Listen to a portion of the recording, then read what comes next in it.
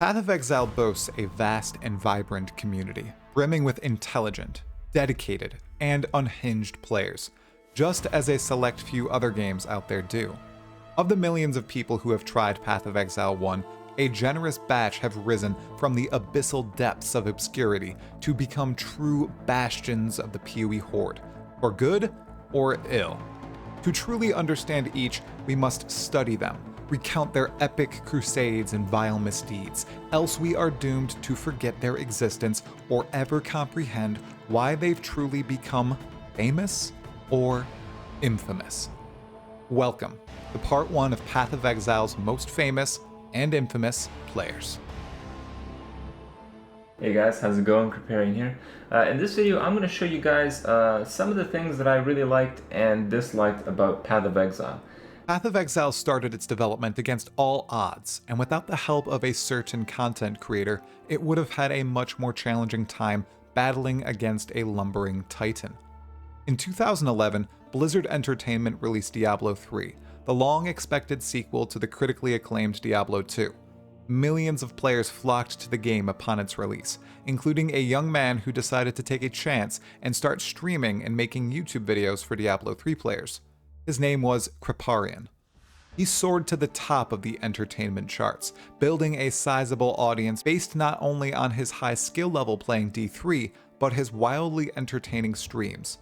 Even before he began streaming, his accolades included being the first person to complete the World of Warcraft Iron Man challenge, being a member of the top United States rating guild, Exodus, and competing against the best hunter player parses at the time. Circa 2010, Krip topped the benchmarks for hunter DPS across the entire WoW community. While streaming the near-launch version of Diablo 3, Kripparrian and his friend Krippy beat the game on Inferno, the highest difficulty the game boasted at the time. This massive achievement was not only completed on the hardcore difficulty, which would have permanently killed his character if he died in-game, it was done before the infamous 1.0.3 patch, which greatly nerfed the difficulty of Diablo 3. All this setup is to say, Krip had a massive following, and he was known for being a beast at Blizzard games. Even to this day, those are his main focus, especially Hearthstone, so it was especially surprising and monumental when he decided to migrate from Diablo 3 to the tiny, scrappy, very much in progress Path of Exile 1 in July of 2012. He gave Path of Exile a fair shot. Back then, it was janky and buggy. Its graphics were minimal, and its content was light, but the meat of the game was there.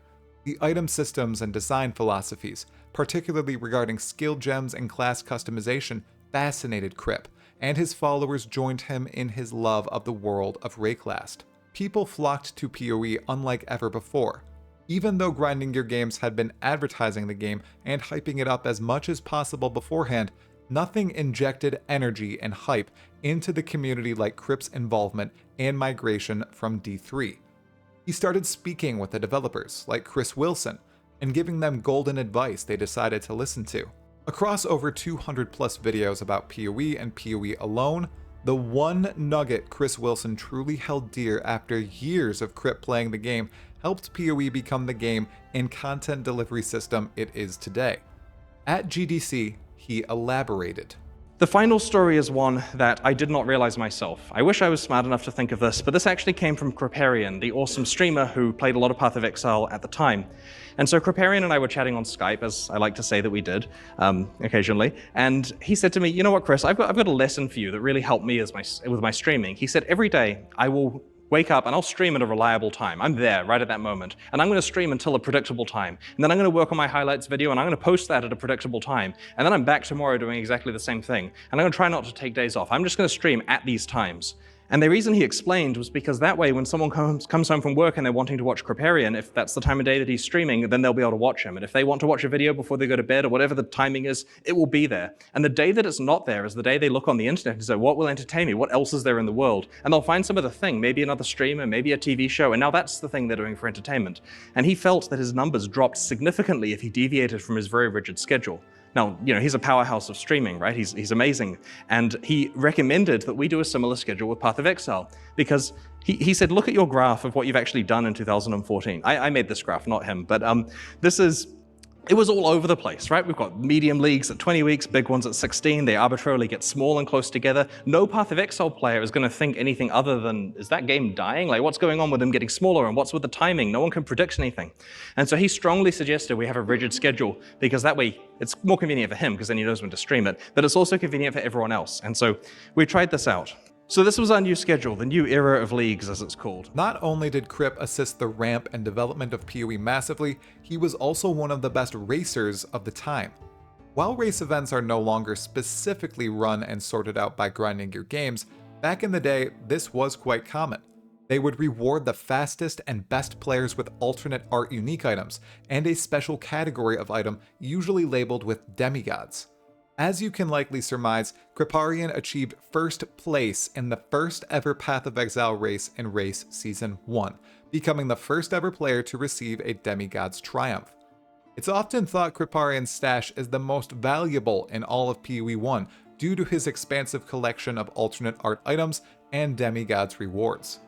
Kripparrian is also the originator of one of PoE's most famous clips, and, of course, it's a rip clip. I'm gonna join beer and mouse. Oh my god, I just crashed on Piety.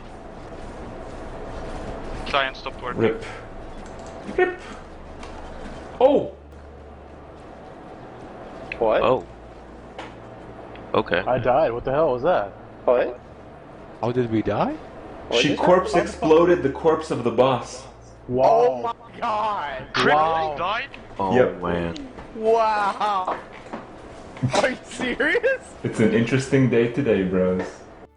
Even though it was a devastating character loss thanks to a ridiculous PoE mechanic, Kripp took it in stride, and his attitude after the event, that initial reaction, really cements why people loved watching him.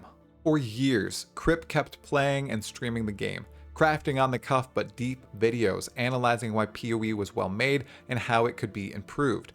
Eventually, content creation for the game would slow down and he moved to other games like Hearthstone, wherein he became a legend yet again. But grinding your games and the PoE community never forgot what he did for the game and the company. He appeared at both ExileCons with the honor of opening up the keynote at ExileCon 2023, walking the hundreds of thousands of viewers through a brief history of the game.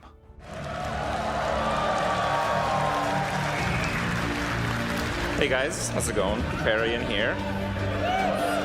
And welcome to ExileCon!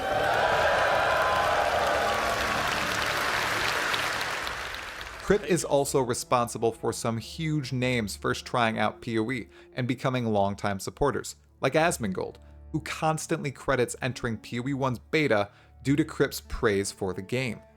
To this day, Kripparrian still makes the rare Path of Exile 1 video, usually centered around the Ruthless game mode, and he seems excited for the future of the franchise with Path of Exile 2. Whatever impact he may have on the future of the game, his impact on its initial ramp and legacy is certain. And for all he's done for Path of Exile, he'll remain forever one of the game's most famous players. The fires of 1,000 suns.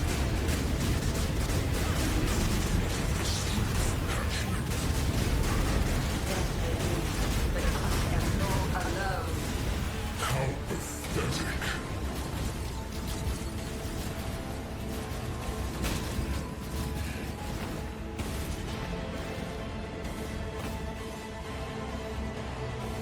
The fires of 1,000. Over the years, Path of Exile's skill ceiling has only risen, and while the racing scene is no longer openly developed consistently by grinding your games, its challenge and stakes have only grown with the help of Scissorin's series of gauntlet races. This increased level of difficulty has enabled a new top tier of players to join the fray of racers and absolutely dominate. Very few are wholly respected by the entire Path of Exile community for their efforts, whether it's a casual start of League race or one of the deadly gauntlets. Only one consistently places at the top, and only one has managed to equate his name, well, 3 of his names, to that of a god in the realm of Path of Exile. Lighty7, also known as Darky, and now currently just called Ben. Ben began playing Path of Exile in 2012, following Kripparrian's migration from Diablo 3, being just one member of the massive horde. Immediately, he was entranced by the build possibilities and spent countless hours scrolling through skills and passives and trying out builds with skills he hadn't yet tried. That passion took time to evolve into a public-facing streaming career, which became official after the Harvest Gauntlet. Even though Ben had been streaming for a while, ever since he started casually streaming in Perandus League with his Poison Bladefall Miner farming Uber at Ziri, after his epic win of that Harvest Gauntlet, he became a legitimately consistent PoE streamer. His builds are wacky and powerful, his quips and humor is endearing, and certainly his skill is unmatched. Not only has he gone on to win another set of gauntlets, blasting out all the other best Path of Exile players out there in terms of endgame racing, he's also showcased his pure mechanical skill in a plethora of ways, such as perfecting the Uber-searing Exarch ball phase, or downing Uber-Cirrus with the default attack, or farming so hard in Necropolis he broke the game and bricked his God Mode hardcore character. Alongside all his PoE exploits, he's also a big WoW racer, but it's Path of Exile where he truly showcases his intricate reflexes and deep understanding of gaming. His greatest joy in PoE comes from bossing, which he claims has always been fun in Path of Exile, and explains why he's ready for PoE 2 to hit. Presently, he streams PoE quite often, with massive bursts during racing events like Zizzarin's Gauntlet, one of which he just won in Affliction League. He also has a YouTube channel wherein he documents his eccentric and powerful characters' journeys, with wild fonts and color choices to match. It's tough to say whether or not someone will ever surmount Ben's accomplishments when it comes to endgame races in Path of Exile 1, and since he seems excited for Path of Exile 2 as well, it's tough to know if anyone will even get the chance to break onto the racing scene with a win once that game comes out too. Few third-party communities have dominated the discussion topics of the greater PoE community like the infamous TFT, or the Forbidden Trove, a massive PoE Discord server initially kickstarted by the next player on this list, the only infamous player so far in this series, JeNebu. Just mentioning his name and TFT likely stirs a reaction if you're a PoE player. Do you love him? Hate him? Something in between?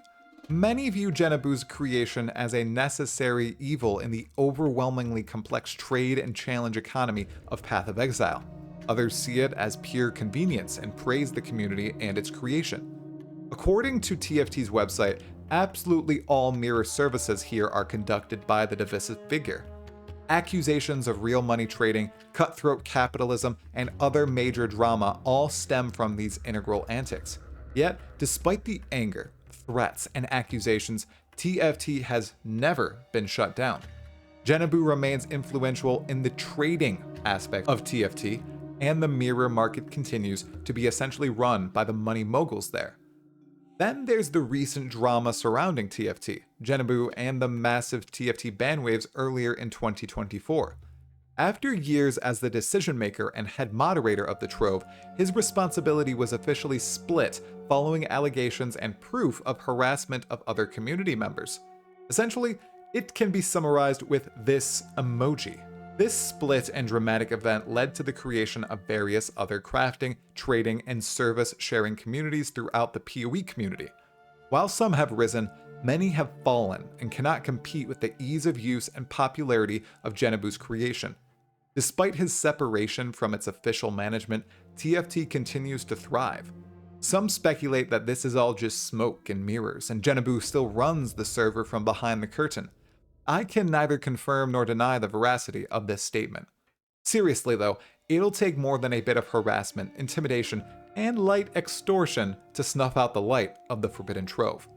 One thing's for certain, TFT might be the most polarizing aspect of PoE, more so than any other community, tool, system, or piece of content, and it is all heavily influenced by the infamous JeNebu. Hey everybody, my name is Brian, and I'm here to do my best to explain what Path of Exile is to a complete beginner. When it came to build, game, item, crafting, and other guides for Path of Exile back in the earlier days of content creation, you could say there was a lack of quality.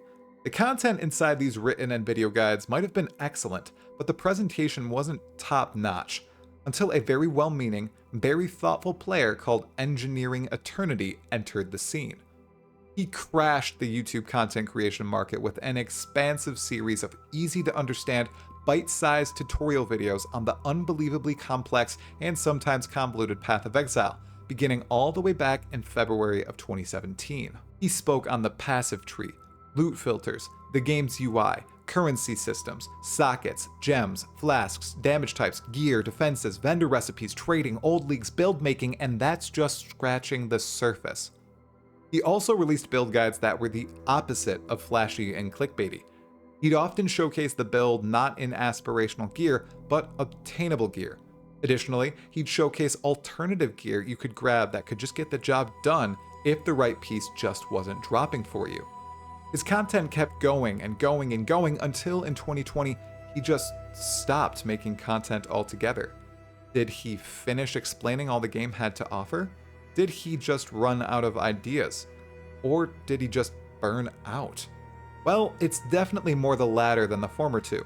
PoE is limitless, but Engineering Eternity moved on to other projects, like building his own property. So while he continued to play PoE in the background, enjoying the game quite a bit and releasing a few wicked build videos in the past year, his series on explaining Path of Exile, a game so complicated there are some university course-length YouTube videos on it, just ended not long after the announcement of PoE 2 back in 2019.